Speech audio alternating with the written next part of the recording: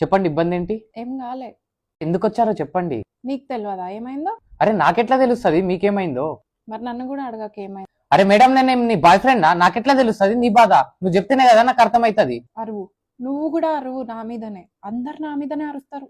సరే సరే, సారీ అరవను. చెప్పండి, ఏమైంది మీ ప్రాబ్లం చెప్పండి. నాతో మాట్లాడకపో. అరే మేడం, నా దగ్గర టైం లేదు, నేను వేరే పేషెంట్స్ ని కూడా చూడాలా. అంతేలే, నా కోసం ఎక్కడ టైం ఉంటది. అరే ఓ మేడం, నువ్వు ప్రాబ్లం చెప్పండి, నేను ట్రీట్మెంట్ ఎడికెళ్ళి ఇవ్వాలా నీకు? ప్రాబ్లమ్స్ అన్ని నాకే ఉన్నాయిలే. అరే ప్రాబ్లం ఏంటి?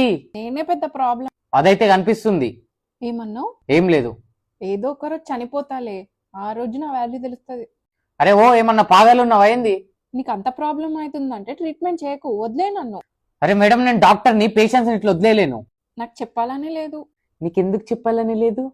ఎందుకంటే నువ్వు వేరే పేషెంట్స్ ని కూడా చూస్తావు. డాక్టర్ని నేను చూడకుంటే ఇంకెవరు చూస్తారు వాళ్ళని? చూసావా చూసావా, మళ్ళీ అరుస్తున్నావు. అరే సరే సరే, ఇంకే పేషెంట్ ని చూడ నేను. పక్కానా? పక్కా. నా మీదొట్టి. నీ మీద ఒట్టు. సరే సరే, ఇప్పుడు చెప్పండి మీ ప్రాబ్లం ఏంటి? ప్రాబ్లం ఏం లేదు.